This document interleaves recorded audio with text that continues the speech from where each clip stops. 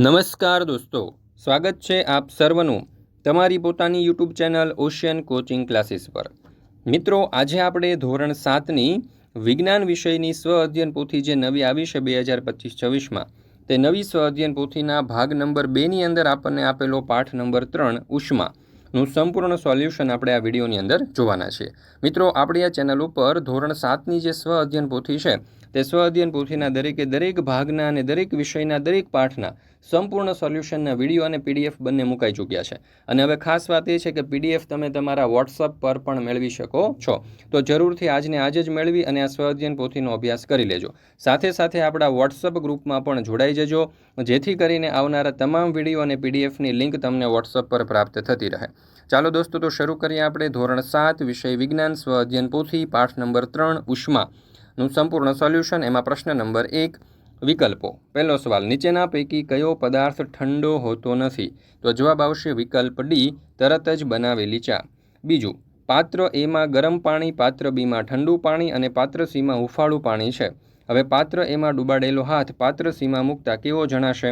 તો જવાબ આવશે વિકલ્પ બી, ઠંડો। ત્રીજું, તાપમાનનું માપન કરતા સાધનને શું કહે છે?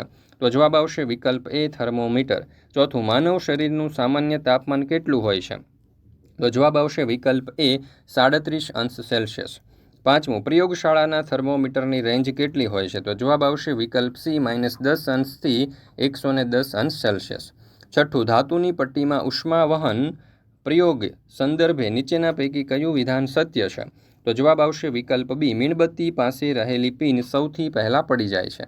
સાતમું, નીચેના પૈકી કયો પદાર્થ ઉષ્માના સુવાહક નથી?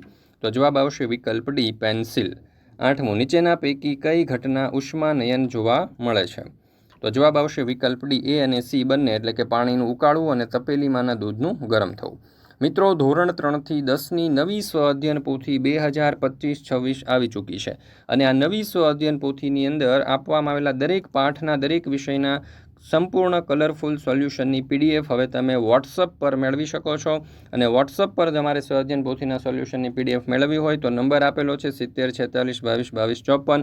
આ નંબર ઉપર તમે કોન્ટેક્ટ કરી શકો છો। ઓશિયન કોચિંગ ક્લાસીસની એપ્લિકેશન ડાઉનલોડ કરવા માટેની લિંક તમને નીચે ડિસ્ક્રિપ્શન બોક્સની અંદર મળી જશે, તો જરૂરથી તેનો પણ અભ્યાસ કરી લેજો। ત્યાર પછી છે પ્રશ્ન નંબર 2, ખાલી જગ્યા પૂરો। એમાં પહેલો સવાલ, પદાર્થના ગરમ કે ઠંડા હોવાના પ્રમાણભૂત માપને ખાલી જગ્યા કહે છે? તો જવાબ આવશે તાપમાન।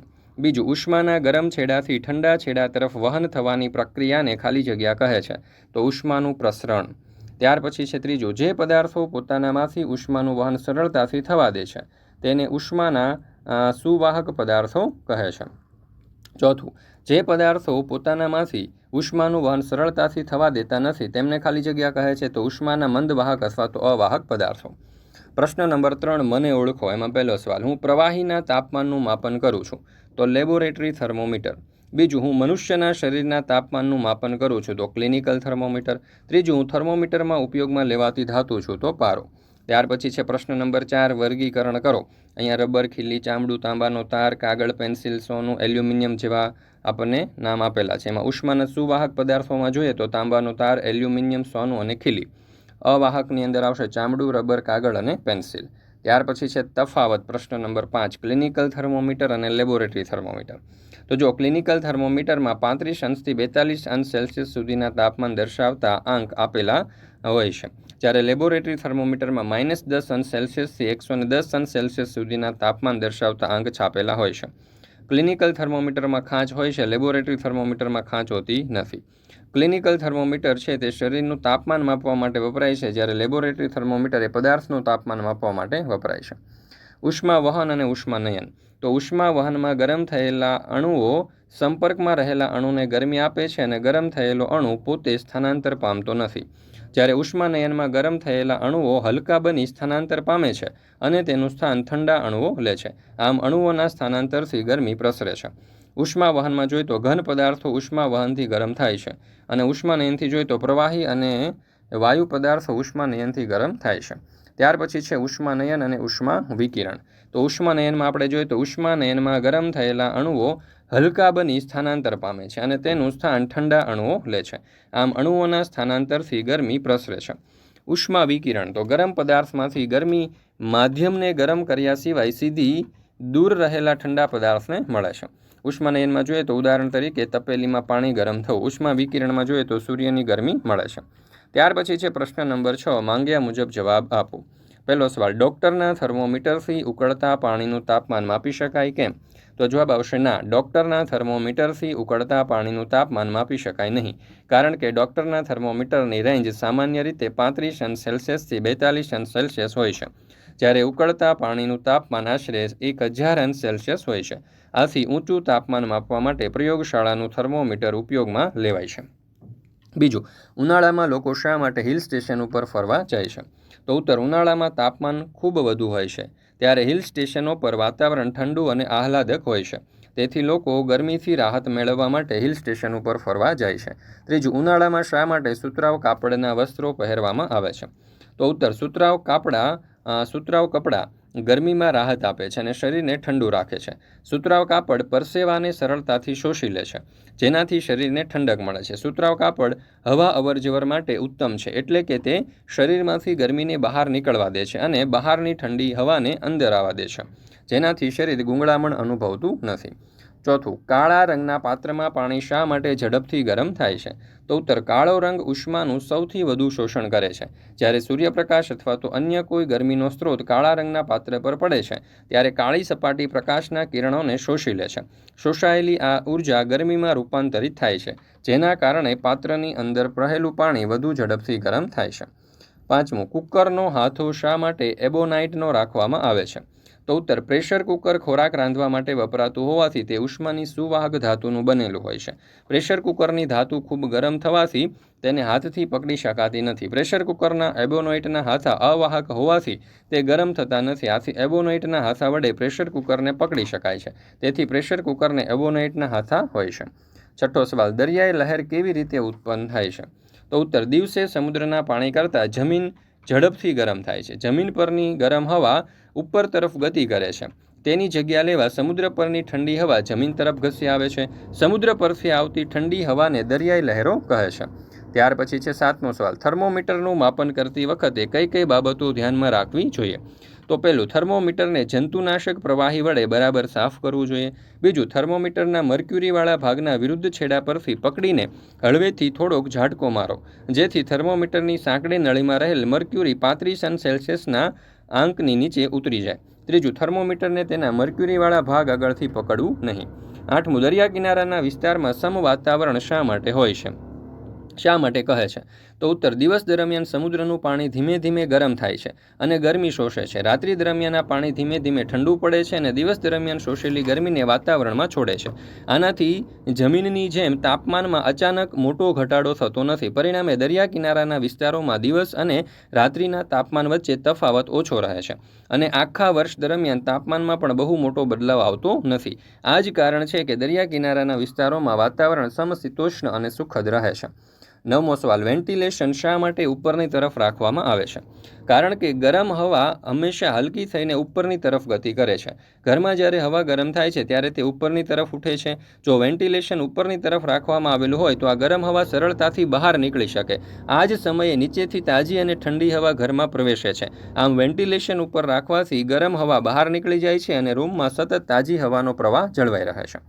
મિત્રો, ધોરણ 3 થી 12ની કોઈ પણ પ્રકારની PDF અને PPT જો તમારે જોઈતી હોય તો એ તમને મળી જવાની છે ઓશન કોચિંગ ક્લાસીસ પરથી. હાલમાં તમે જે સ્વ અધ્યયન પોથીનો અભ્યાસ કરી રહ્યા છો તે સ્વ અધ્યયન પોથી, દરેક પાઠની સમજૂતી, દરેક પાઠના સ્વાધ્યાય, ગાલા સ્વાધ્યાય પોથી, પ્રોજેક્ટ પ્રવૃત્તિ બુક, પ્રયોગ પોથી, ભૂગોળ પોથી, અંગ્રેજી ગ્રામર, યુનિટ ટેસ્ટ, IMP પ્રશ્નો, અસાઇનમેન્ટ કે કોઈ પણ પ્રકારના સોલ્યુશનની PDF મિત્રો તમને ઓશન કોચિંગ ક્લાસીસ પરથી મળી જશે. વોટ્સઅપ પર PDF અને PPT મેળવવા માટે તમે સંપર્ક કરી શકો છો 70 46 22 22 54 નંબર ઉપર. હા મિત્રો, હવે તમે વોટ્સઅપ પર પણ PDF મેળવી શકો છો અને એપ્લિકેશન પર પણ PDF ઉપલબ્ધ છે. એપ્લિકેશન ડાઉનલોડ કરવા માટેની લિંક આપેલી છે નીચે ઓશન કોચિંગ ક્લાસીસ. અને આપણા વોટ્સઅપ ગ્રુપમાં પણ જરૂરથી જોડાઈ જજો, જેથી કરીને આવનારા તમામ વિડીયો અને PDFની લિંક તમને વોટ્સઅપ પર પ્રાપ્ત થતી રહે. ત્યાર પછી છે પ્રશ્ન નંબર 7, નીચે આપેલા પ્રયોગનું વર્ણન કરો. એમાં પહેલું, ધાતુની પટ્ટીમાં ઉષ્માનું વહન દર્શાવતો પ્રયોગ વર્ણવો. તો હેતુ આવશે ધાતુની પટ્ટીમાં ઉષ્માનું વહન તપાસવું. સાધન સામગ્રી તો એલ્યુમિનિયમ કે લોખંડનો નાનો સળિયો, મીણબત્તી, મીણ અને 2 ઈંટો. આકૃતિ અહીંયા તમને આપેલી છે. આ પ્રમાણે આપણે આકૃતિ દોરી અને તેનું નામ નિર્દેશન કરી શકીએ. ત્યાર પછી છે પ્રાયોગિક કાર્ય. તો જુઓ, એલ્યુમિનિયમ કે લોખંડ જેવી ધાતુનો નાનો સળિયો લો, તેની ઉપર લંબાઈની દિશામાં થોડા થોડા અંતરે મીણના નાના ટુકડાઓને સહેજ ગરમ કરી અને ચોંટાડો. બધા જ ટુકડા સમાન અંતરે રાખો. સળિયાના એક છેડાને 2 ઈંટ વચ્ચે ભરાવી સળિયો સમક્ષિતિજ રહે અને મીણના ટુકડા નીચે તરફ રહે તેમ ગોઠવો. હવે બીજા છેડાની તદ્દન નજીક સળગતી મીણબત્તી મૂકી ગરમ કરો. સળિયા ઉપર ચોંટાડેલા મીણના ટુકડાઓને શું થાય છે તે જુઓ. અવલોકન કરતાં જણાય છે કે ધાતુના સળિયાના મીણબત્તી તરફના છેડાથી નજીકના મીણના ટુકડા પીગળી ક્રમશઃ નીચે પડવાના શરૂ થાય છે. અહીંયા આપણે એવો નિર્ણય લઈ શકીએ કે ધાતુના સળિયામાં ઉષ્માનું વહન ગરમ છેડાથી શરૂ થઈ બીજા ઠંડા છેડા તરફ થાય છે. આમ ધાતુમાં ઉષ્મા વહનની રીત ઉષ્માનું પ્રસરણ થાય છે. બીજું, પાણીમાં થતું ઉષ્માનયન આકૃતિ દોરી વર્ણવો. તો હેતુ, પાણીમાં ઉષ્માનયનની રીતેથી ઉષ્માનું પ્રસરણ થાય છે. સાધન સામગ્રી: ગોળાકાર તળિયાવાળો કાચનો ચંબુ, પાણી, ત્રિપાઈ, તારની જાળી, બન્સર બર્નર, પોટેશિયમ પરમેંગેનેટ અને સ્ટ્રો. આકૃતિ અહીંયા આપણને આપેલી છે અને પ્રાયોગિક કાર્ય આપણે જોઈએ. તો ગોળાકાર તળિયાવાળો કાચનો ચંબુ લો, તેમાં 2/3 ભાગ સુધી પાણી ભરો, તેને ત્રિપાઈ ઉપર મૂકી અને તેની નીચે બન્સર બર્નર ગોઠવો અને ચંબુમાંનું પાણી સ્થિર થઈ જાય ત્યાં સુધી રાહ જુઓ. હવે સ્ટ્રોની મદદથી પોટેશિયમ પરમેંગેનેટના નાના સ્ફટિકો હળવેકથી પાણીમાં નાખો, જેથી તે ચંબુના તળિયે બેસી જાય. ચંબુને ગરમ કરો. પાણી ગરમ થાય ત્યારે તેનું નિરીક્ષણ કરો. અવલોકન નોંધો. અવલોકન: ચંબુના તળિયાના ભાગે પાણી ગરમ થાય છે ત્યારે તે ગરમ જાંબલી રંગનું પાણી ઉપર તરફ સ્થળાંતર કરવા લાગે છે. તેની જગ્યા લેવા ઉપરનું તથા આજુબાજુનું ઠંડુ પાણી નીચે તરફ આવે છે. આ પાણી પણ ગરમ થતાં તે ઉપર તરફ ગતિ કરવા લાગે છે. તેની જગ્યા લેવા ઠંડુ પાણી તળિયા તરફ આવે છે અને પાણીના ઉપર નીચે જતા પ્રવાહો જાંબલી રંગને લીધે સ્પષ્ટ જોઈ શકાય છે અને થોડી વાર પછી બધું જ પાણી જાંબલી રંગનું બને છે. નિર્ણય: પાણી ઉષ્માનયનની રીતથી ગરમ થાય છે. ત્યાર પછી છે ત્રીજું, જુદા જુદા પદાર્થોમાં ઉષ્માનું વહન દર્શાવતો પ્રયોગ વર્ણવો. તો હેતુ છે જુદા જુદા પ્રવાહોમાં ઉષ્માનું વહન તપાસવા માટે. ત્યાર પછી છે સાધન સામગ્રી. તો બીકર, પાણી, ગેસ સ્ટવ, જુદા જુદા પદાર્થો જેવા કે સ્ટીલની ચમચી, પ્લાસ્ટિકની ફૂટપટ્ટી, પેન્સિલ અને કંપાસ બોક્સનું દ્વિભાજક. ત્યાર પછી આકૃતિ આપણને આપેલી છે અને પ્રાયોગિક કાર્ય આપેલું છે. તો પ્રાયોગિક કાર્યમાં આવશે કે નાના બીકરમાં અડધું પાણી ભરી અને તેને ગરમ કરો. સ્ટીલની ચમચી, પ્લાસ્ટિકની ફૂટપટ્ટી, પેન્સિલ અને દ્વિભાજક જેવા પદાર્થોને ભેગા કરી તેમને બીકરમાં ગરમ પાણીમાં એવી રીતે ડૂબાડો કે તેમના એક બાજુના છેડાઓ થોડાક સમય પછી ગરમ પાણીમાં ડૂબાડેલા પાણીના પદાર્થના પાણીની બહાર રહેલા છેડાઓને અડકે. તમારા અવલોકનો નીચેના કોષ્ટકની અંદર નોંધો. અને અહીંયા તમે જોઈ શકો છો કે સ્ટીલની ચમચી, તેમાં વપરાયેલ છે ધાતુ અને તેનો છેડો ગરમ થાય છે. બીજો છેડો તો પ્લાસ્ટિકની ફૂટપટ્ટી, ધાતુ છે પ્લાસ્ટિક, બીજો છેડો ગરમ નહીં થાય. પેન્સિલમાં લાકડું વપરાય છે અને એનો બીજો છેડો ગરમ નહીં થાય. ડિવાઈડર દ્વિભાજક એ ધાતુ વપરાય છે, બીજો છેડો ગરમ થશે. તો અવલોકન પરથી આપણે એવું કહી શકીએ કે સ્ટીલની ચમચી અને ડિવાઈડરનો બીજો છેડો ગરમ થાય છે. પ્લાસ્ટિકની ફૂટપટ્ટી અને પેન્સિલનો બીજો છેડો ગરમ થતો નથી. આપણે એવો નિર્ણય આપી શકીએ કે ધાતુઓ ઉષ્માની સુવાહક છે, પ્લાસ્ટિક અને લાકડું ઉષ્માના મંદવાહક અથવા તો અવાહક છે. તો મિત્રો, અહીંયા આપણે ધોરણ 7ના વિજ્ઞાન વિષયની સ્વ અધ્યયન પોથીનો પાઠ નંબર 3 પૂર્ણ કરીએ છીએ. ફરી મળીશું મિત્રો આપણે વિજ્ઞાન વિષયની સ્વ અધ્યયન પોથીના પાઠ નંબર 4ના સંપૂર્ણ સોલ્યુશન સાથે. મિત્રો, આપણી આ ચેનલ ઉપર આ ધોરણ 7ની જે સ્વ અધ્યયન પોથીઓ છે તે દરેક સ્વ અધ્યયન પોથીના સંપૂર્ણ સોલ્યુશનના વિડીયો અને પીડીએફ મુકાઈ ચૂક્યા છે. તો જરૂરથી આ સ્વ અધ્યયન પોથી જે છે તેના સોલ્યુશનના વિડીયો અને પીડીએફ જે છે તે મેળવી અને તેનો અભ્યાસ કરી લેજો. સાથે સાથે વિડીયો પસંદ આવ્યો હોય તો લાઇક કરવાનું, તમારા મિત્રો સાથે શેર કરવાનું અને સરસ મજાની કોમેન્ટ આપવાનું ભૂલશો નહીં.